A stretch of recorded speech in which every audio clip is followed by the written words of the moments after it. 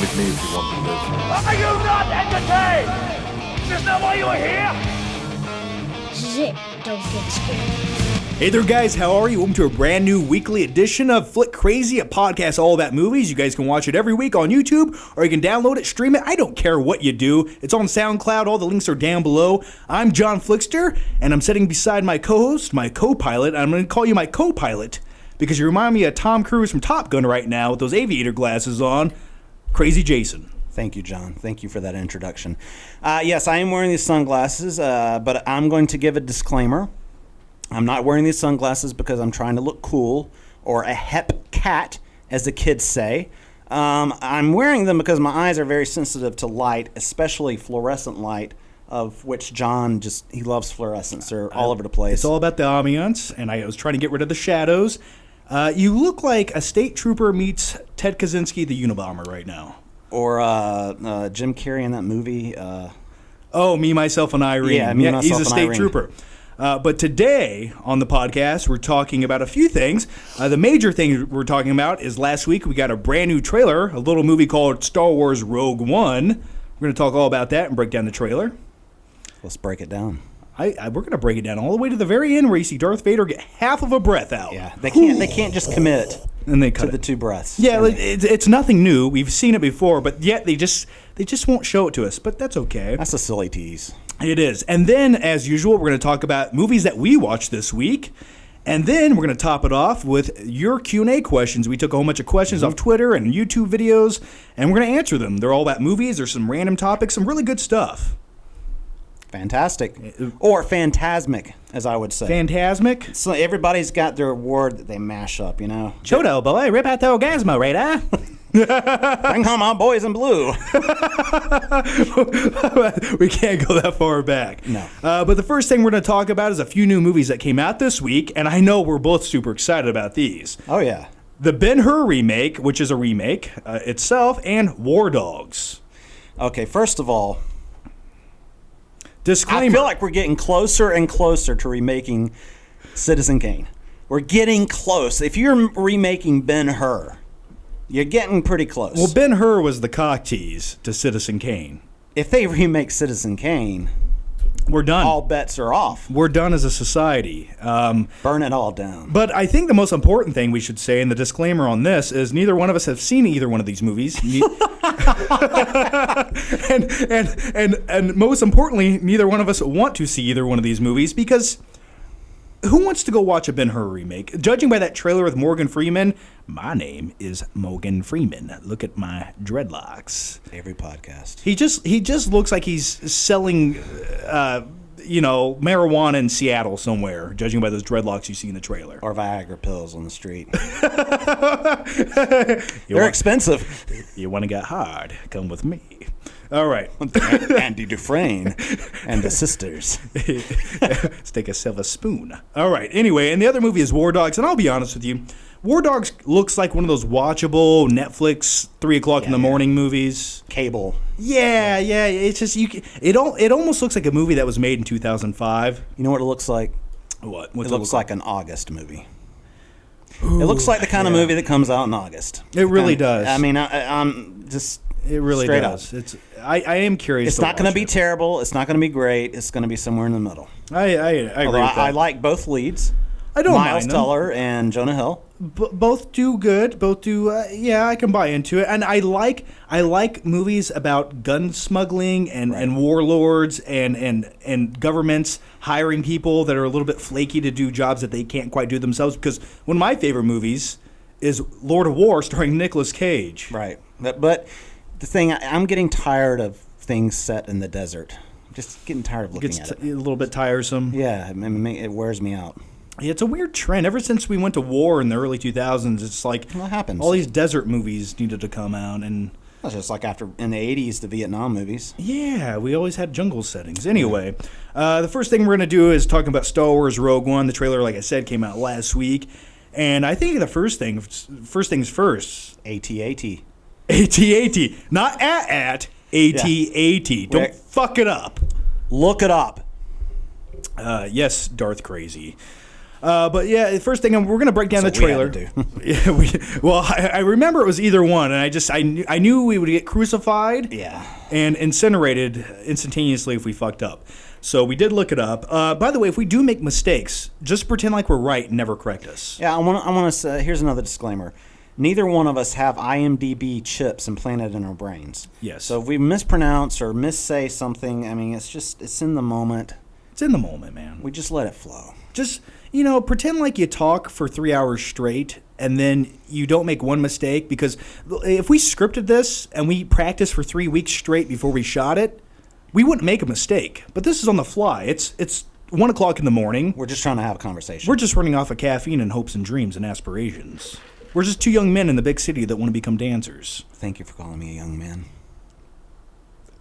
I didn't mean it, and it was just for the sake of humor. But anyway, we're going to break down the trailer. But first things first, this trailer, this new Star Wars movie, Rogue One, man. Gave me chills. Oh, my God.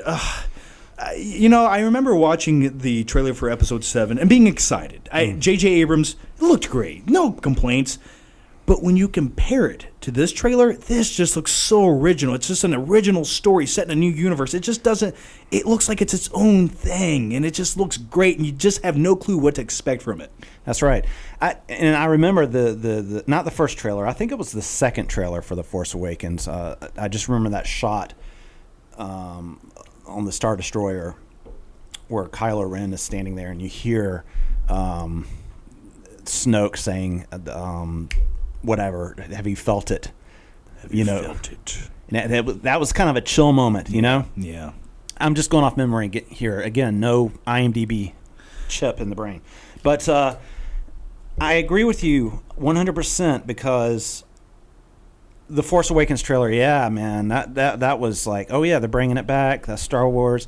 But at the same time, he kind of felt a little bit sad because it was just nostalgia. There was a lot of fan service and kind of just reduplicating what Episode 4 sort of did, more or less. I love the movie. I think it was my number one movie of the 2015. But, going back and rewatching it 3 or 4 times, it really it was wearing thin by the fourth viewing for me. It's safe. It's very safe. It didn't dare to, and I don't fault them for that, no, because absolutely not. If you're going to kick off a huge franchise, I mean, it's already a franchise, but if you're Disney and you're trying to make good on your $6 billion investment, you gotta kind of be safe. This movie that we're talking about, Rogue One, this is the one. They proved the concept. They said, here's what we can do. We can please the fans, but now it's time to tweak it and really go for it. And that's what this trailer's doing. Do you just want to break it down? You ready? Let's do it, man. All right, may the force be with us. Don't fuck up. All right, Don't get scared now. So it opens up, and you have that future utopian type rundown city. You got the nice wide shot, looks really cool. I like that. Then you get your first shot of Felicity Jones coming into there. And then the thing that's kind of intriguing to me is you have Forrest Whitaker, and he looks like buckwheat. You said he looked like he belonged as an extra in Waterworld. he looks a little dysutopian out, which is okay, but I don't know how you can't look at him and just want to smile.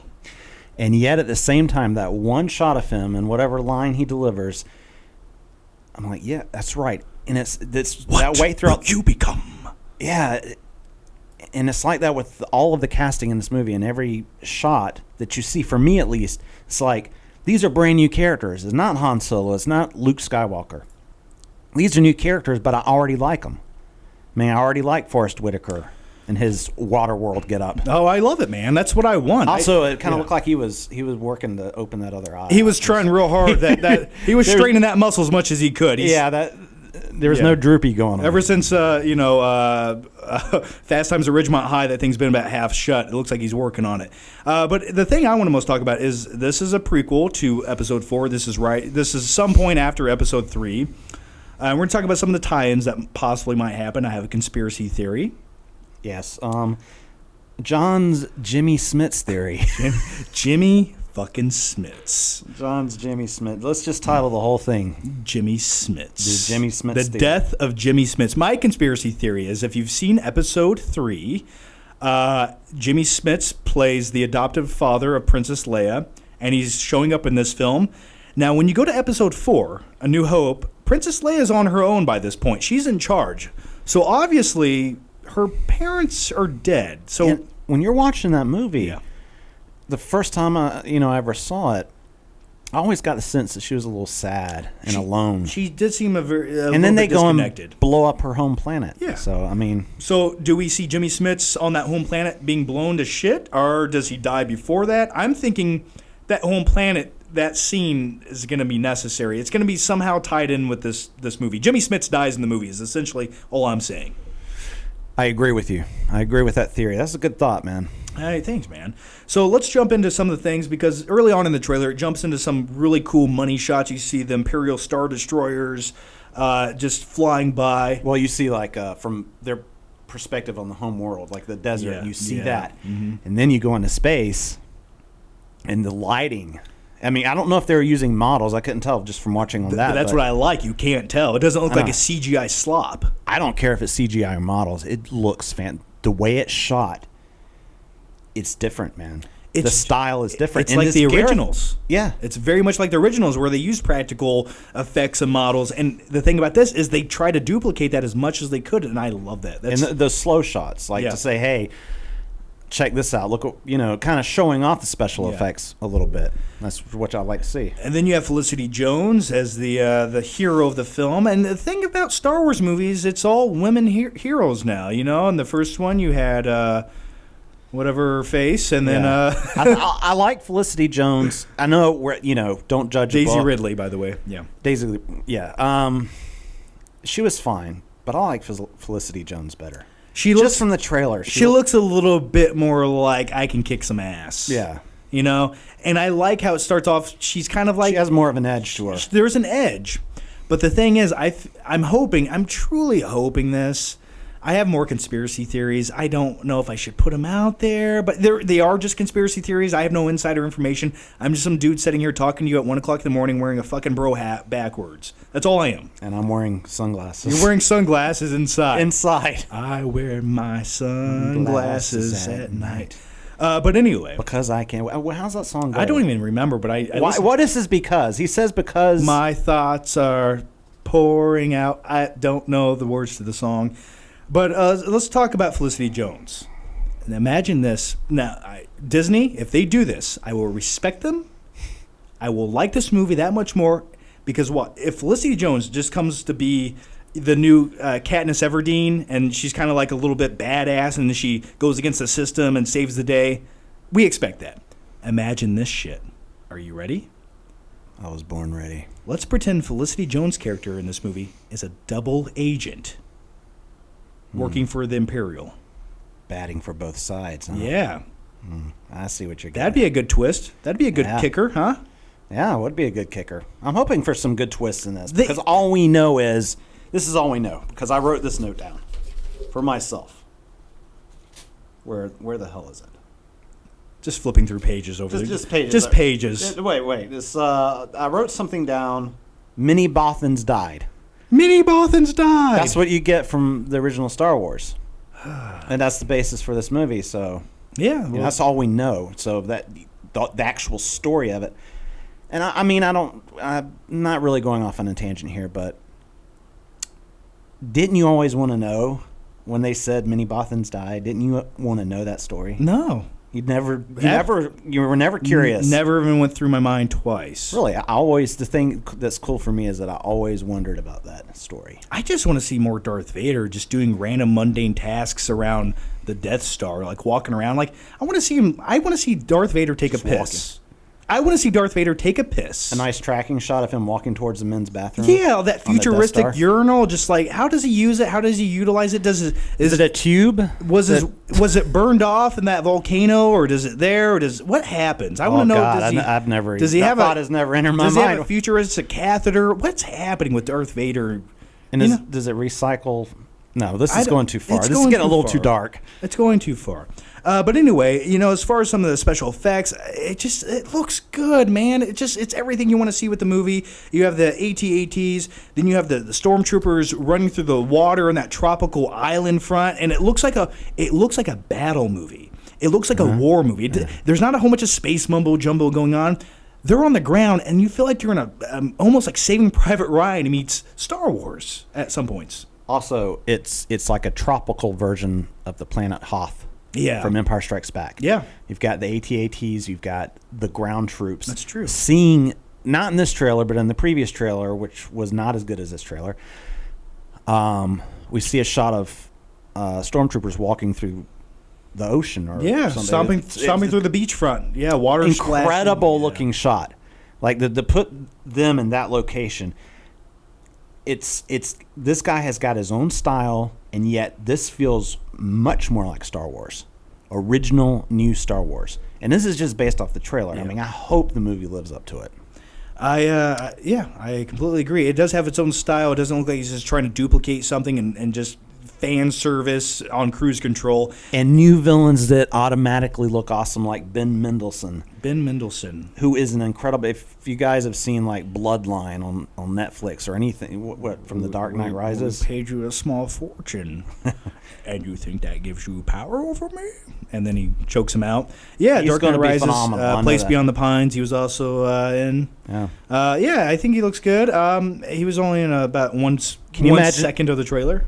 If he looked like from The Place Beyond the Pines, all drugged out and shit, and then Ryan Gosling, and then all dirty, and then like Star Trek Beyond, that someone shows up on a fucking dirt bike and just starts riding around, and then his son shows up, and he shows him around. Oh man! So the movie is directed by Gareth Edwards, who directed the new Godzilla film, which came out a few years back. And so far I don't like his track record. That's why this trailer looks amazing. But I don't like the guy's track record so far. I think he did I think as far as directing goes, I think Godzilla, the last movie he did, was what it more or less should have been. It wasn't pure shite. No. But it was like, it was, we keep using the word safe, but it was a journeyman film for him. He was hired to direct. It wasn't, I don't think it, I think there were a lot of fingers in the pie for that. Yeah. Well, either way, man, I think as far as the new Star Wars Rogue One trailer goes, I'm more excited about this than I was for Star Wars Episode 7, just because I feel like with Star Wars Episode 7, you kind of you got the gist of it. You kind of knew where they were going. There was a few things along the way. Han Solo gets murdered, which, that had to happen. Harrison Ford was fucking tired of being in those movies. He wanted to die 20 years ago. Yeah. He did. And I dove into the spoilers, so... Yeah. There really wasn't a lot to surprise me. But I did want to talk about probably one of the most interesting aspects of this trailer, the one I think everyone's waiting to hear. They're cheering for it. That new robot, K2SO. Looks awesome. Looks awesome, but except that the Felicity Jones is exactly at crotch level, and that disturbs me a little bit. I'm hoping there's something in her. I hope he's not just another robot. I'm hoping they give him some kind of good purpose, some good reasoning back there. I hope he's not just a knockoff of our CP3O or C3PO. I don't think so. I don't get that. I didn't get that feeling at all. I instantly, like with all the other characters, I said this is a new, feels fresh, original. Yeah, I really hope so. But now let's. Can I give a shout out to Donnie Yen and how awesome he looks? Donnie Yen, the badass, the blind swordsman in the movie, just kicking everyone's ass. There's a question. I don't know who this character is supposed to be. Do you? He's probably some wise man who lives somewhere. But he says something about the Force, and then So he's a Jedi. Well, I think makes sense. He's at least Force sensitive. Yeah. If not, because all they showed was him twirling his baton or his stick. Yeah. And then he kicks the ass of all the stormtroopers. Yeah. I think he's a Jedi. He's got to be a Jedi. He's got to have something going on there. He's not just some normal dude. Well, he's definitely got the Force. He's got the Force. And that's all that matters. I want the Force. But anyway, yeah, I'm looking forward to it, man. I think that might be I think that's the last big hoorah of this year, because it comes out in December. I mean, there's really nothing else topping it right now. Who else? Ben-Hur. That's the next closest thing you have to an epic movie of 2016 to look forward to. That's great. No, there's there's some stuff coming out. Oh yeah, can you name anything? Anything so interesting is right on the tip of your tongue right now? Yeah, Fantastic Beasts and Bloppy Blop, whatever. Blop blop. Remake of the remake. Looks okay. I mean, in the comment section we're gonna get a list of 10 movies. 10 movies. 10 movies that we're gonna just be awesome looking that are coming out between now and the end of the year. I really can't even think of anything. I'm trying. It might be because it's 2 o'clock in the morning and I was supposed to leave 3 hours ago. That doesn't matter. Just be lucky you're here now. We're talking about Star Wars. It's a good time. Good times. That's a good time. I want to call you a certain word that we were using earlier. Oh, man. Before the camera was rolling. You think Can I do it? You think you're so cool with your aviators on right now, don't I already you? told you I'm not trying to be a hep cat. I have a backwards hat on. What does that make me? I can't say the word.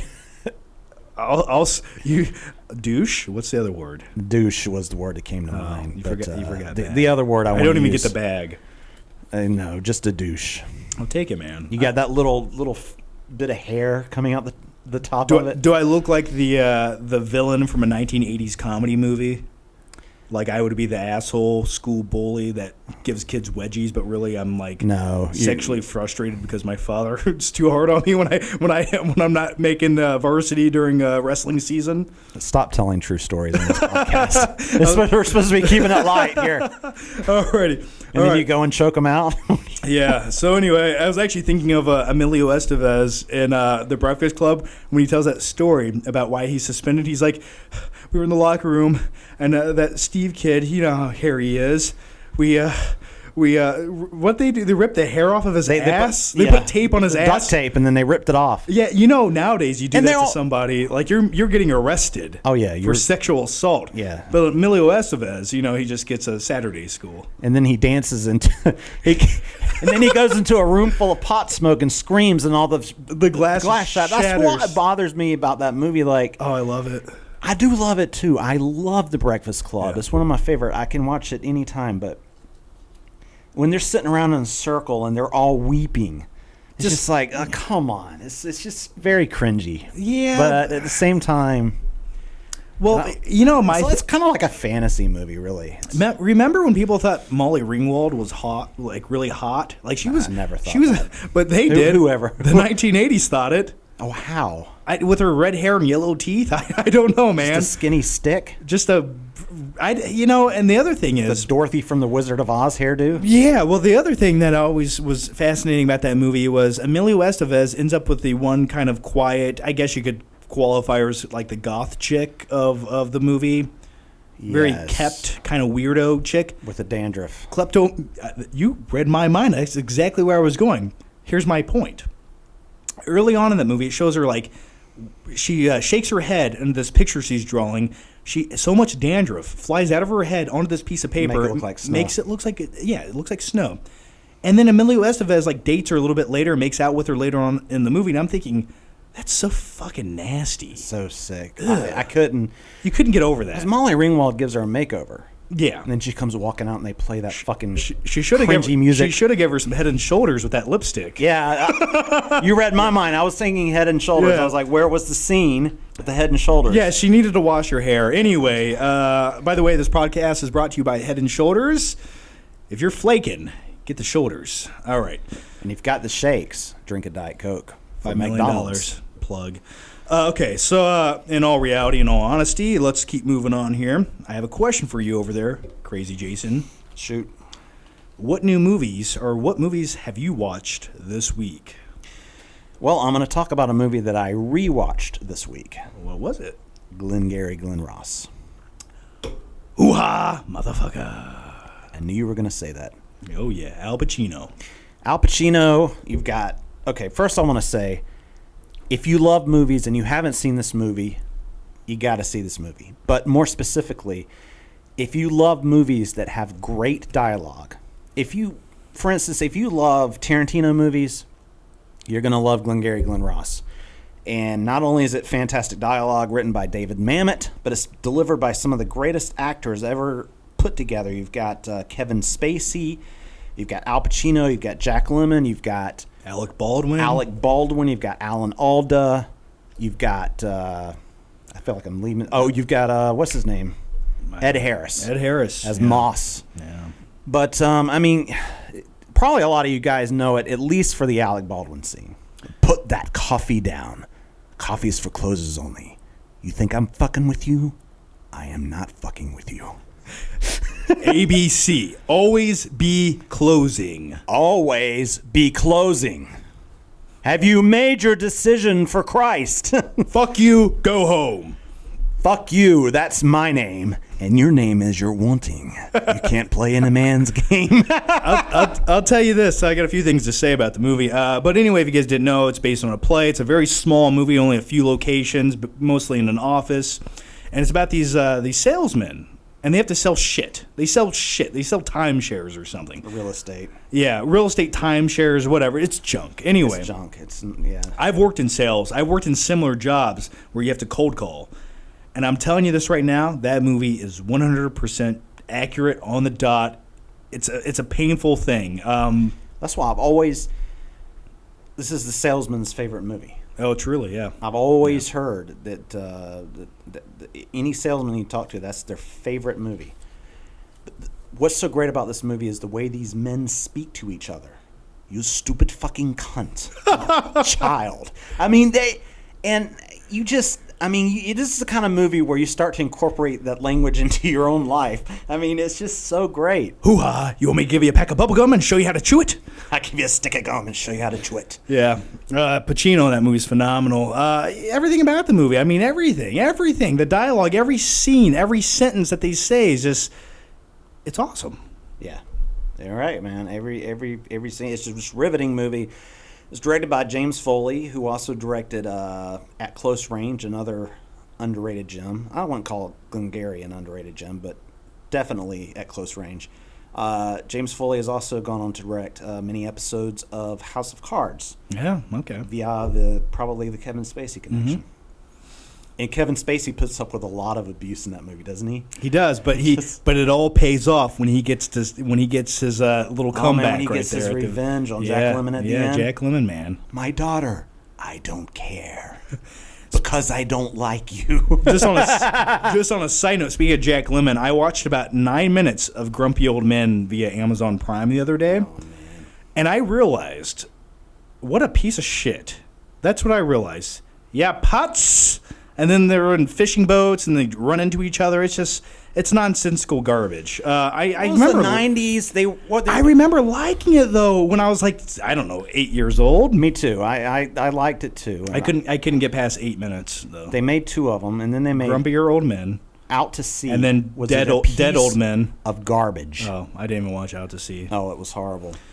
Anyway, yeah. So Ben-Hur, or I'm sorry, Ben. I'm still thinking that's about our 30-minute Ben-Hur. Go forth, spend $15, see it in 3D, see it 3 times. No more, no less. So Glengarry Glen Ross. All right. You got anything else you want to say about it? I could talk the rest of the podcast about Glengarry Glen Ross. I can literally quote the entire movie. Do you want me to do that? Absolutely not. I can definitely quote the Alec Baldwin scene, though, for you. Why don't you ask me which movie I watched with your best Alec Baldwin impression? Good father, fuck you. Go home and play with your kids. You think this is abuse, you cocksucker? You think this is abuse? If you think this is abuse, how can you take the abuse on a I can't even do it. If you don't like it, leave. And with that, you didn't even ask me the question, but I'll just go ahead and do it anyway. I'm sorry, John. I'm sorry. Okay. All that for nothing. Guys, I'm sorry. Wasting my time and their time. Glengarry, just in my brain, can't get it out. That's fine. Johnny? Yes, Crazy Jason. Are you ready? I was born ready. Are you scared? Only because you're wearing aviator glasses and it's 1:30 in the morning. Well, your hat's on backwards, so fuck you too. It's because I'm just too cool for school. What have you watched in the past week? Well, since you asked, hoo-ha, I'll tell you, motherfucker. All right. I watched a movie called Clerks 2, which is obviously a sequel to Clerks 1. Clerks 1, directed by Kevin Smith. And I'm going to tell you why this movie's always resonated with me.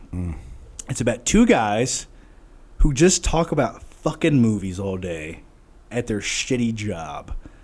Is that us, except we're unemployed? Let's speak for yourself, but I guess that's the closest representation you could get. I mean, it is truly my life. And I don't, maybe that's not for everybody, but that's what I love. The movie relaxes me. It's always relaxed me. Is it better than Clerks 1? No, but it does have to revisit the characters. I mean, there's the characters live up. You have Randall, Randall's. Poor Randall.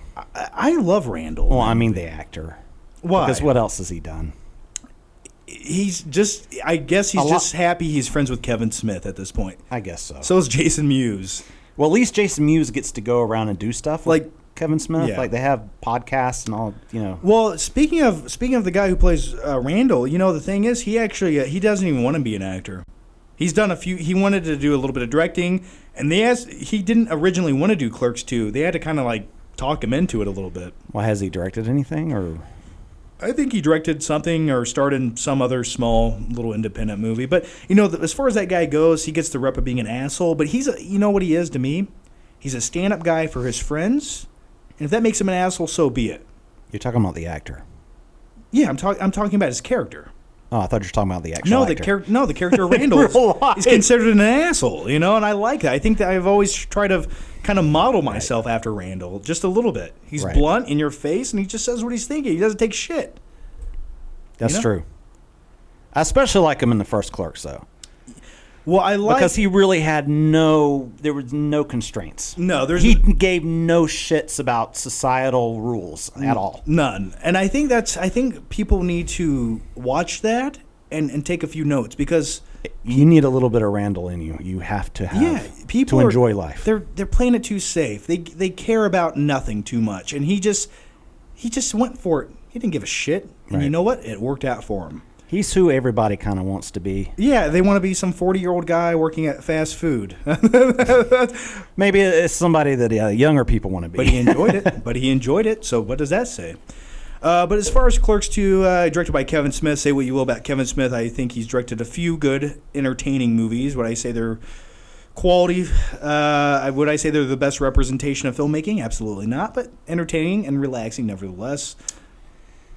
Did you like Chasing Amy? No, I tried, and I know a lot of people are going to say it's phenomenal, but really it's about some chick who's a lesbian. She seems like the most unlikable chick you've ever encountered, but for some odd reason Ben Affleck's in love with her. I'm just like, you can do better, man.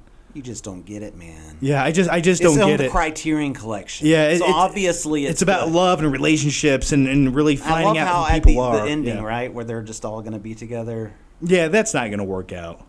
Yeah. That's not going to work out. She sounds like she's, hey, and she has that voice, and then, yeah, I just couldn't. What about Geely or what was Geely? That? Geely. I don't fucking remember that movie. Who wants to remember that? Wasn't that like the, pretty much considered one of the worst bombs? Didn't that pretty much blast, Ben Affleck to shit? Well, I think he had to rebuild himself over the course of a decade by becoming a director. He knew what he was doing. He knew he had to start directing to get. You know why? He had to give himself the roles that he wanted. He had to create his own roles. And now look at him. He's Batman. He's whoever he wants to be. Yeah. So he's a smart guy. But Clerks 2, I think it all went south as soon as that donkey show hit. They jumped the donkey in that one, man. Yeah, jump the donkey. When you see a guy making love to a donkey, it's you're trying a little too hard to be risque. Yeah. But I did like the Buffalo Bill Silence of the Lambs scene with Kevin Mewes outside of the fast food restaurant. I don't recall it, and I'm going to tell you why. What year did that movie come out? 2006. That's when I saw it. What year is it now? I couldn't tell you. 2016, I believe. So I haven't seen it in a decade, so... Would you fuck me? I'd fuck me hard. Will you help me with this couch? There's a big old crowd. What are you getting? She was a big old fat lady, wasn't she? Put lotion on it. I can't even do. Oh, God, what size are you? But anyway, what's that hand motion? That's my Buffalo Bill hand motion. Okay. You got to tweak the hand and squeeze it, man. But yeah, Clerks 2. It's just one of those movies. Every once in a while, when I want to even myself out and just relax, I go back and watch it for a few minutes. Is that a relaxing movie for you? Right? For me, for some odd reason, Clerks 1 and Clerks 2 relax me. Just two dudes talking about movies. It's kind of like a podcast, but with more visual cues in it. Kevin Smith was ahead of his times. I think he really just wanted. He does podcasts. He has all these shows and video. Like he got on his Kevin Smith channel and did a review of Suicide Squad. Just because, for no monetary reason. It's like 45 minutes long of him just He looked like he was on coke, just screaming into the camera. His Yeah, enthusiasm for that. Would you like to hear a quick? I call these flick facts. Yeah, give me a flick fact. I'm gonna give you a flick fact. This is a new segment on the podcast. Flick fact. Flick fact. All right. We're gonna get a graphic for that or a sound effect? No, that's too much Explosion. effort. Can I just say it? Flick fact. Give me your flick fact. All right. So Flick fact was around the same time Clerks 1 came out. Tarantino had a conversation with Kevin Smith, and he mentioned that maybe it was in development or it was an idea. He was going to have a movie very similar where he had two guys working in a video rental store talking about movies all day. That was my life in the 90s. So could you imagine how grateful and lucky Kevin Smith is that he beat him to the punch? Yeah, because... Without Clerks, he wouldn't have shit. Yeah, that's exactly what my thought was. Kevin Smith would be a nobody right now if he hadn't... Can you... Just little things like that can rewrite movie history. One guy would never have had a career. You would never hear about him, and then Tarantino would have made probably a better movie than Clerks with two guys talking in a video store. By the way, I'm waiting for a new generation of filmmakers like Tarantino and Kevin Smith and Robert Rodriguez, who all came around in the early 90s and made these films that kind of, and then they took off. And nice little independent films that started an entire career. Yeah, and now everything is just a digital fucking haze. Everything fucking looks the same, whether it's on television or on the big screen. It's just goddamn digital, man. It's just fucking video. People are making videos. That's pablum, baby food for the masses. That's just like your opinion, man. That's just like your opinion. Those aviators are giving you some courage over there. I'll tell you that. You got a White Russian in that McDonald's cup. I want to call you that word again. There's a beverage here, man. Alrighty. I'm Lebowski, you're Lebowski. That poor guy died. You want to tow? I can get you a tow by 2 o'clock this afternoon, dude. With paint. With paint. All right. Actually, I watched that last week, too. Finishing my coffee. Yeah. Staying here, finishing my coffee. John Goodman in that movie. Walter. So underrated, man. Calmer than you are. Calmer than you are, dude. Yeah. Dude, you're being the fuck? You've been very undude-like. Ringer for a ringer. All right. So with that said, you ready to dive into the Q&A, the questions from the people? Let's do it. All right. You want to go first? You want me to go first? Paper, rock, scissors? What do you want to do? I'll go first. Okay. I'll take the initiative. The first Q&A question up is... Wait a second. I got my Q&As here. I was just leading in for you, man. Just helping you out. Okay, all right. I embrace you. Leading me like a horse to water, but I don't drink it. No, you're just no. I get you there. You're dying of dehydration, so I had to plunge your head into the filth because I don't understand what's happening. Yeah. So I don't get it. Then I ride you all the way back. What the fuck? Okay. For something, whenever I think of water, it's not bareback. Lion King. All right, go. All right. What we did is we picked some questions for ourselves, right? Yeah, more or less. We kind of picked them. Whatever. Just. Which I picked. Okay. All right. So I this is from. Well, I appear to have scratched his name out. Unfortunately, I'm sorry. But whoever asked favorite Hitchcock movie, this is something I always struggle with movies. I can't just pick just one. It's very difficult. But if I'd say Notorious, I Confess, and Vertigo. And if you had to twist my arm, I'd probably say Vertigo, just for James Stewart's, perverted performance in that movie. Okay. Did you like North by Northeast? Northwest, yeah. North by Northwest. Northwest, Northeast, who cares? It's the same. You got Mount Rushmore, that's the only difference. Did you like it? Yeah, it's not my favorite. It's not mine either. I prefer Rear Window.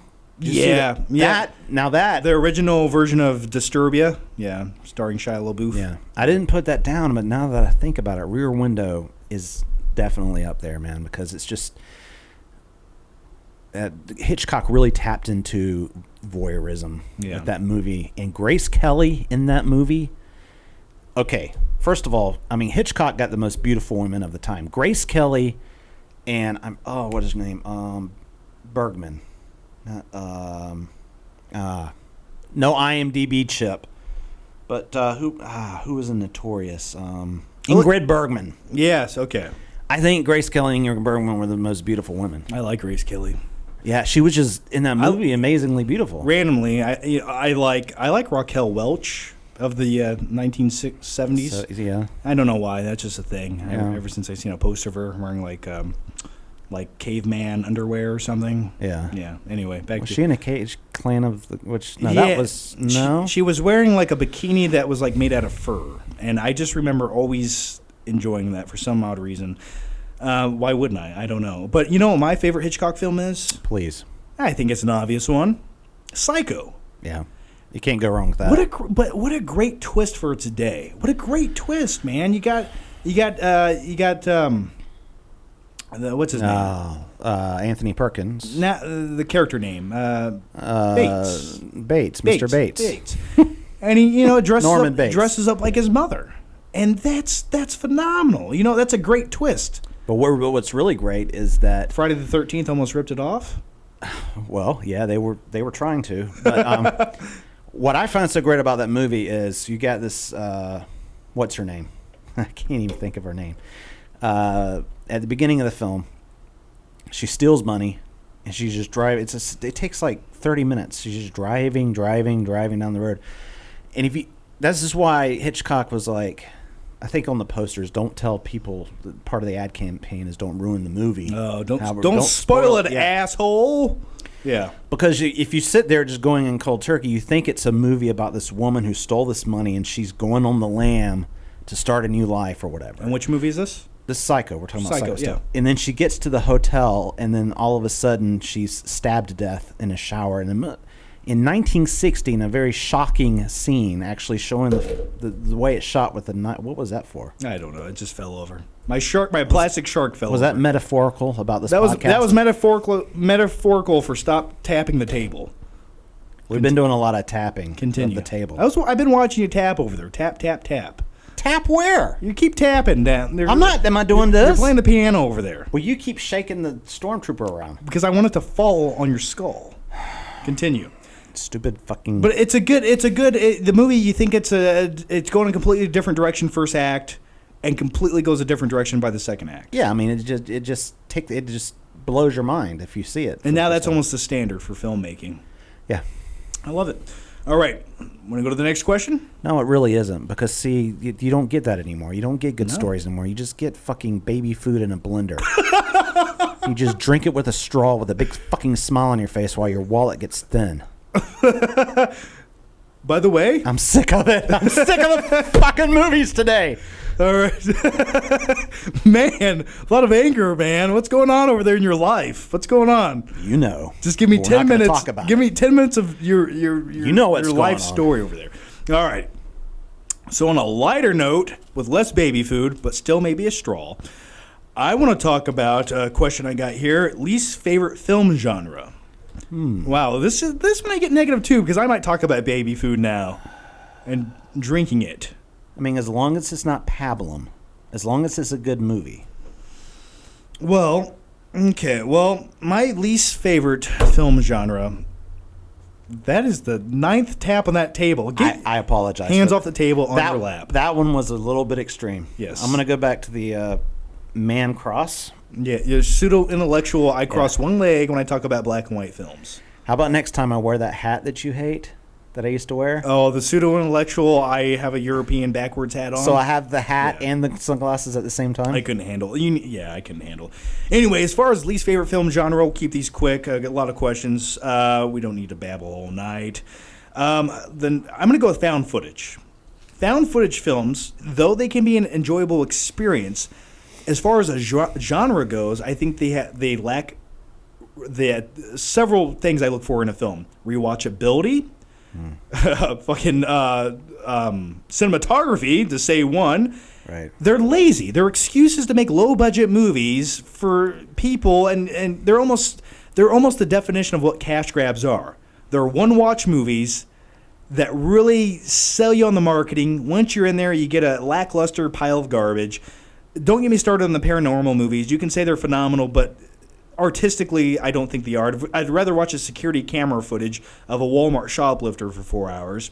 Then you get junk-ass movies, such as Chernobyl, that came out a few years ago, which was a found footage movie. Just awful movies. Well, there's like 50,000 of them on Netflix. I mean, Because you can make them in 9 minutes with $3. We can make them tonight. We can make Literally, 7 movies tonight. with the materials we got. Sorry, Yeah. Glengarry again. But What do you think about found footage movies? Or what's your least favorite like I was genre? saying before, Yeah. as long as it's a good movie. So, I know you like Blair Witch. well, you'd be surprised. The first Blair Witch, I like it, but I'm not the biggest fan. I never liked it. Even as a kid, first all the hype. I remember popping that VHS copy of Blair Witch in the VCR, and after 9 minutes, I was like, "What the people fucking paid for this?" Because it can feel like a low budget cop out. I could have just watched my birthday party video my uncle shot while he was drunk and intoxicated, and it was just like Blair Witch, even scarier. I like Blair Witch, but I agree with what you had like 3 points about why you didn't like that genre, and I agree with all of them, with the exception of the ones that are actually good. I mean, I agree that Name a few that you. VHS I will give you VHS and VHS 2 I enjoyed as well, and I enjoyed the original Paranormal Act. I'm gonna be honest, I enjoyed 1, 2, and 3. but not all the VHS segments are point of view.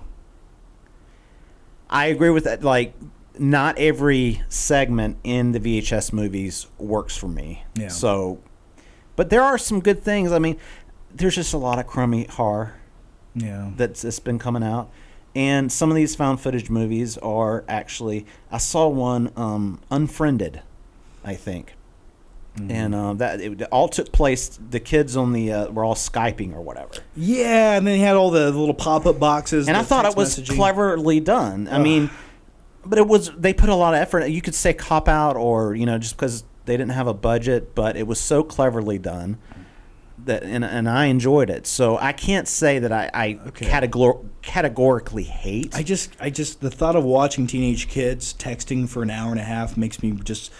It honestly makes me want to have an aneurysm right now. Right. I just the be concept great. alone makes me never want to see that movie. And we'll tune into the crazy podcast. Yeah. if you So have your brain anyway, aneurysm. real quick, what would you say your least favorite genre is? Man, I don't want to get hate. Well, just say. I'm gonna have to say Western. I don't hate it. Now. Yeah. There are a lot of Westerns that I love, but as a whole, let me give you an example. A while back, not a while back, recently, Turner Classic Movies was running a lot of Westerns. You going to sleep over there? I'm listening. And The tumbleweeds are blowing by. I heard the thump backwards. I was waiting to see where you're going with it. I just want to know which movie it was that really just turned you off to the Western movie. I wasn't any. It's the genre. I'm going to be honest with you, and I think the Western genre, surprisingly, because I like post-apocalyptic movies. Yeah. They're honestly very similar In many ways. in a lot. Yeah.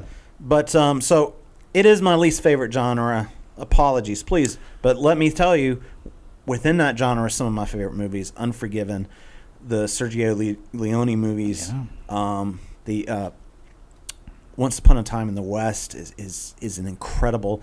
That's the kind of movie you have to sit your friend down and say you're going to watch this. I mean, it's Or The Good, the Bad, and the Ugly. the good, the bad, and the ugly. But I think here's what turns me off to the Western movies. And I like Western movies when they're done right. You have movies like 3:10 to Yuma, the remake. Right. Fun, man. You have The Searchers with John Wayne. I don't like all John Wayne, but I See, like that's that. exactly what I was about to say. Those John Wayne movies where they're like wearing plastic cowboy boots and shit. It's just like I can get why those are kind of not that enjoyable. When they try to make a gritty Western movie that feels not overly produced, I like that. I really did enjoy the 3:10 to Yuma remake. I mean, I watched that probably several times. I thought you were a fan of that. So Yeah. anyway, what's your next question on the list there? This question comes from Stan, 1996. Thoughts on The Revenant? Ooh, What would you rate it? what would you rate that? Well, here's what I thought. I thought it was technically superior. Great performances all the way around. Beautiful, beautiful film. Natural lighting, shot on location. Yes, everything. Yeah. Never want to watch again. I don't think. And I concur. I would probably pick it up on Blu-ray Black Friday sale, but I just really don't think that I ever want to watch it again. It is one of those 3-hour movies where there are scenes that you want to watch, but is it worth going through everything else to get to those said scenes to watch? Right. Like, I want to watch a bear make love to Leonardo DiCaprio once again, but do I want to watch an hour and 20 minutes of random flashbacks of Indian people? I don't know. Can you do a Tom Hardy impersonation from that movie? Because I think this... Go back for the furs. We got to go to furs. What's with Tom? I love Tom Hardy.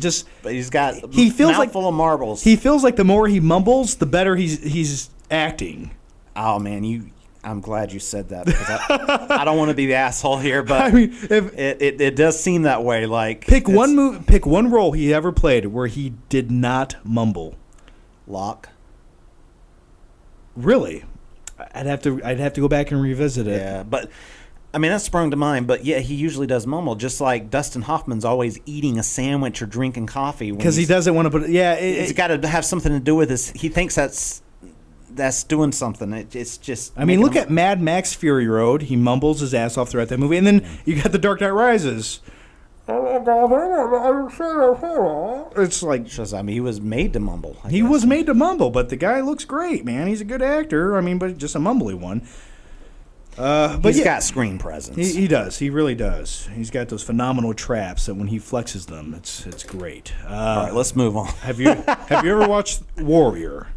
Yeah, you actually talked me into watching that. Nah.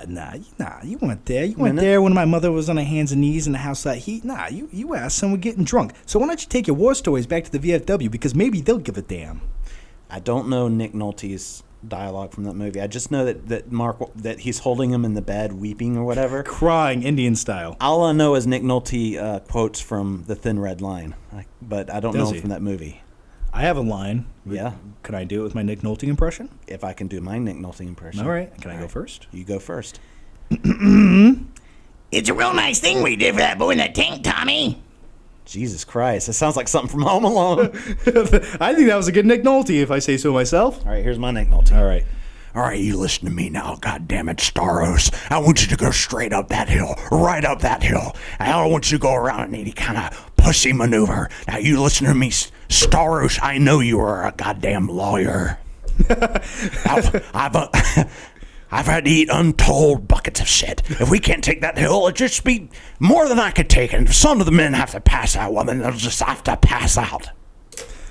Not bad. I think yours is a little more audible because Thin Red Line came out in 98, and then you had my movie, which came out in 2012. So something happens to his voice. His voice just, progressively gets worse. All right, what's your next question? All right. Tidbit Kid. Now, Tidbit Kid. Are you tingling right now? Because you asked a question, and then you made a comment that you felt like you were stinging. And I got where you're coming from. You felt like Christ, does someone need some a little bit of a? He needs a little attention. Yes, because he felt he predicted that we would not answer his question, but we're going to answer it. All right, what is it? What movie gave you nightmares as a kid? None. Ooh. None. Not one movie gave you nightmares. So yeah, right. So what's more disturbing? That. I watched all these movies that were scary, and none gave me nightmares. That's a little more disturbing than having nightmares. This is a complete honest answer. I did not have. I recall, maybe I did, but I don't recall any nightmares from any movies I watched. Maybe I was comforted. Maybe I watched a slasher movie, and I was able to identify with the killer. And went to sleep that night peacefully. Maybe that's what happened. And I had the best sleep of my life and didn't dream at all. Well, can you really, when you really break down the psychosis of any serial killer, there's some kind of understanding there. And I feel like if in the film those people said, "Yeah, man, I get what you're doing," they'd be like, "All right, cool," and they'd turn around with that butcher knife and leave. You know, like Michael Myers. Yeah. I get it. If I was just trying to trick or treat and have a good time, my sister was banging some dude upstairs, not giving me the attention I need, I'd probably get a little bit angry and put my clown mask on and take care of business. Alrighty, so the final question I have over here is, and it's going to be favorite disaster film. Deep Impact. Deep Impact. I might just go with Deep Impact as well tonight. I know there's a whole bunch of others, such as Armageddon. You got Day After Tomorrow, blah, blah, blah. Roland Emmerich directed every single fucking one of them. Independence Day. No one cares. But we're going to talk about Deep Impact. No one cares. And I think me and you might agree on a lot of different aspects about this film. Right. And I really feel like no one truly had to die in this movie. Like parents didn't have to just, bye-bye, son, hop on a motorbike with a baby and an underage girl and head for the mountain. Head for the mountain, but we're going to stay here on the highway in our minivan and not even attempt. Not even walk towards that mountain, which was only about 4 miles away. They wouldn't have made it, but at least they could have tried. But they could have made it, and I'm going to tell you why they could have made it. They were stuck in traffic for hours, just standing there beside their minivan. Had they just walked towards one of those nearby mountains, they would probably be alive. Maybe. But you got to remember how fast that water was coming in, and they barely made it with the dirt bike. Yes, once it hit. Right. But they should have been running before it hit. They should. Even though they were under the assumption that the thing didn't get split, the whole thing was going to hit and destroy the entire Earth. Yes. This goddamn thing. Just punching the microphone over there as like you're pretending like you're an asteroid and the microphone's Earth, just punching it as hard as you fucking can. How angry do you think our listening audience is going to be, or rather our viewing audience, when they see the pop filters just dangling off and we're just popping? But they just felt too dangling off. They were just too much in our face. I just didn't like it. It clogged my vocal presence, I felt like. Yeah. Anyway. I feel like you have to shout through them. Yeah, a little bit. It feels like a screen door on a beautiful view. You know, I don't want that. The moths and the mosquitoes. But I don't know why we're talking about moths or mosquitoes, but I'm going to go back to Deep Impact. Feces and the baby food. As far as you and the baby food tonight, I think you know what it is. I feel like you're fucking Murphy from RoboCop over there, and you just want to eat some baby food. The name's Murphy, scumbag. That was good. Yeah. Good job. That's all I had. But I'm going to get back to Deep Impact. I truly want to break this movie down, and I don't think enough people do talk about it. By the way, my name is Morgan Freeman, and I'm the president of this movie, and I predicted Obama. The fact that Morgan Freeman's the president right there gives it a leg up over Armageddon. Sorry.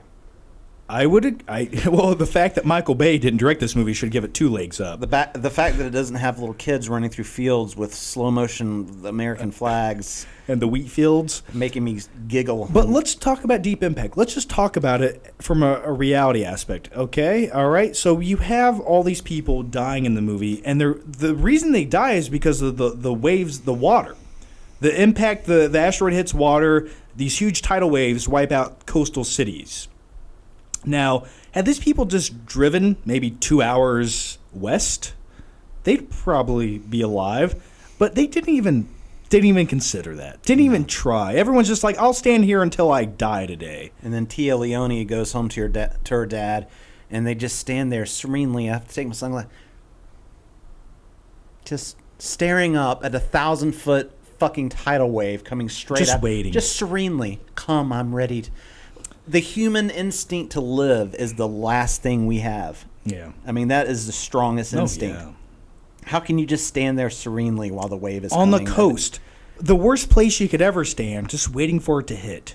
And I know people are going to, but her daddy wouldn't be. It doesn't matter. I mean, try to save yourself. No, I mean, if an asteroid was hitting, I mean, they can predict maybe more or less where it's going to hit on the planet Earth. And I think in the movie, they kind of knew where it was going to hit.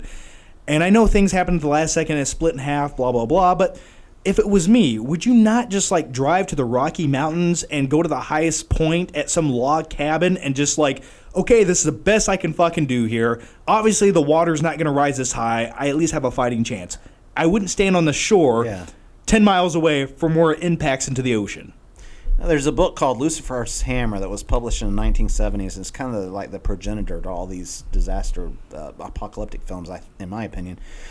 And one of the few places that survives on Earth is Denver.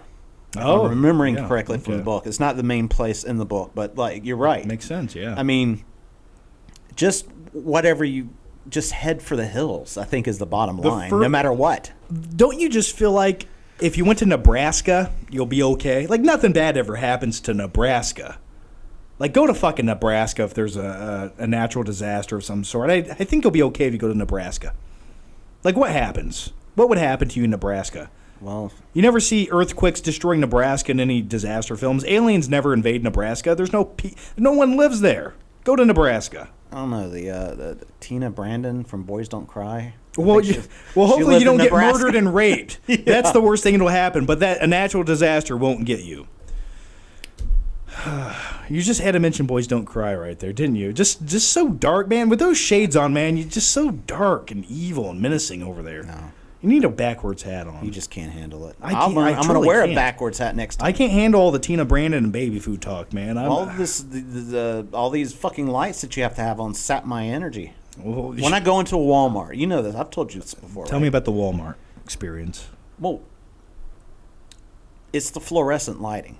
I mean, I don't know. There's got to be some of you guys who experience this. If you go into a Walmart, all that fluorescent lighting, and after about 15 minutes, you start getting the tingly hands and the sweaty palms, and you start feeling your chest constrict. You're getting an anxiety attack in there. And they're always cleaning the floors. Always cleaning, but they're never clean. And yes, never clean, but always cleaning. And you can never, don't go there. The floor's been waxed. Oh, I'm sorry, I can't get my turkey breast because the floor's been Everything's waxed. sectioned off and closed. But everything that you need. And no one will ever be able to help you. No one ever knows where anything is. Yet they go to the same location and work there every day for 8 hours, 5 days a week, but they don't know where anything is. You know what I do with those waxy floors? I just go skating right the fuck across them and get my bread. Oh, you go right under that I little go caution tape? that stupid the kind of rope they use that you would hang yourself with. Yeah. I just go right underneath. That's what it's there for. And they scream at you. They come after you, and I'm like, I'm getting my bread. Yeah. I'm getting it. Do you think they understand the concept of soon as they remove that rope that people are just going to walk right over the floor anyway? That's the whole point. They're constantly but they care so much. They're constantly waxing it. It's just a filthy fucking floor. No one's just leave it. No one's going to inspect it when they're done. Nobody cares. No one do it cares. once a week. Okay. Get it dirty, man. I'd feel better if it was dirty, to be honest. When it's clean, it feels off-putting to me. Why? You're such a germaphobe. But it's Walmart. I expect less from Walmart. When I go into a Target, I expect excellence. I expect great ambiance. The Target smell of popcorn. Great, yes. Number one. Number two, the lighting in Target, fluorescent lighting, but warm, dim fluorescent lighting. Right. So much. You just want to spend hours in there shopping for like little wooden crates that cost $28.99. It's more relaxing. It takes me a good 30 minutes to start feeling the prickly palms. When I was a single guy, I always thought the place to go was a man about town. Yeah. I wasn't a bar goer, but I was I thought Target. You see some very pretty women always. It's always pretty, attractive women shopping in Target. It always is. And I always thought that was the place to go to pick up chicks. Target. Yeah. Get some popcorn on your way out. Why not? Must have been one magical Target. Yeah, well, I tried. I searched high and low. But anyway. You got any more questions over there? Sorry, guys. By the way, this is a movie podcast. Yes. And, this is what we do. We ramble. This is the true us. This is the truth. There's a little bit of, late at night, we get a little bit antagonistic sometimes. If you can't handle the truth, you don't deserve the truth. You can't handle the truth. All right. I deserve the truth. Okay, Jack. All right, go. Go as what, Jack, or I don't question? know. Just give me the question. Okay. All right.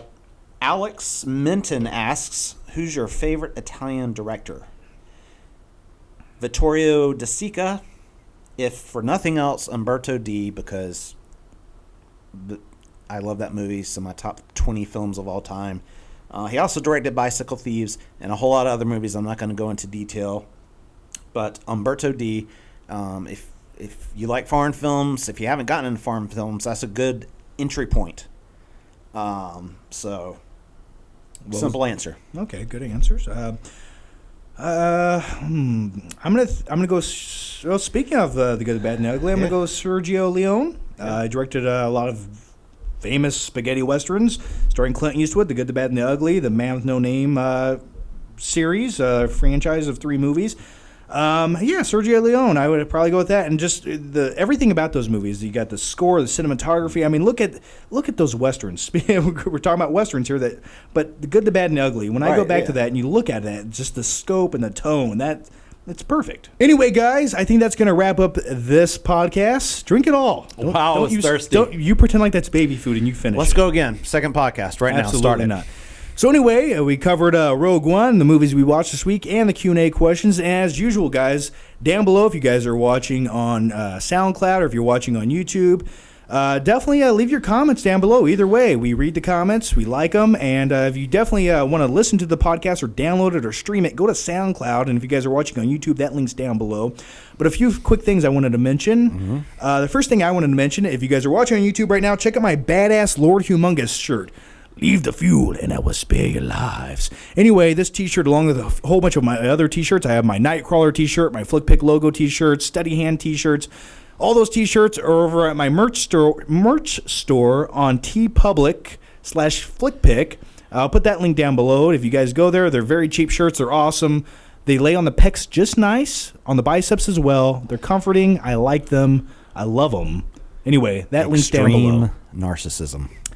I'm very picky when it comes to my t-shirts. That is an awesome. When I saw that t-shirt, I was like, "Where did you get it?" I was I was like, I thought you picked it up at FYE or somewhere. Yeah, man. It's an awesome shirt. I want one of those shirts. Yeah, if you go to TeePublic, man, it's like I said, link down below. It's TeePublic/TheFlickPick. I have a whole bunch of designs from other artists on there as well as my own, and it's a good place. So definitely check it out. And I have a place too. It's Redbubble. I just put the link below, and it'll just say something like Jason T-shirts or something. Crazy Jason T-shirts. But yeah, I mean, there's a lot of great designs on there. I've got the Fun Coupons T-shirt. Yeah. I've got the second prize set of steak knives from Glengarry Glen Ross. Got a lot of great designs. So go forth, check it out. They're not my designs, but they're my producer's designs. And they're fantastic, and they come in all shapes and sizes. And you can get iPad, you can get iPhone cases, you can get pillows, you can get whatever the fuck you want. Anyway, link below. Link below, man. Don't you like how second prize was a set of steak knives, but first prize was a fucking Cadillac? Isn't that how life works? And then third prize is you're fired. You're fired. Anyway, guys, as usual, give us a thumbs up on this podcast if you're watching on YouTube. And we like it. It makes us feel safe, secure. And just leave your general thoughts down below. Anyway, guys, my name is John. My name is Jason. And you can find me at YouTube at YouTube/TheFlickPick or YouTube/JohnFlickster, on Twitter at JohnFlickster. Where can they find you at, Jason? YouTube/TheCrazyJason. And on Twitter, CrazyJason with a K. Alrighty, guys. Well, thanks for watching, and make sure you tune in next week where, well, we do the same shit once again. We'll see you guys next time. Don't let the bastards grind you down. Hoo-ha, motherfucker.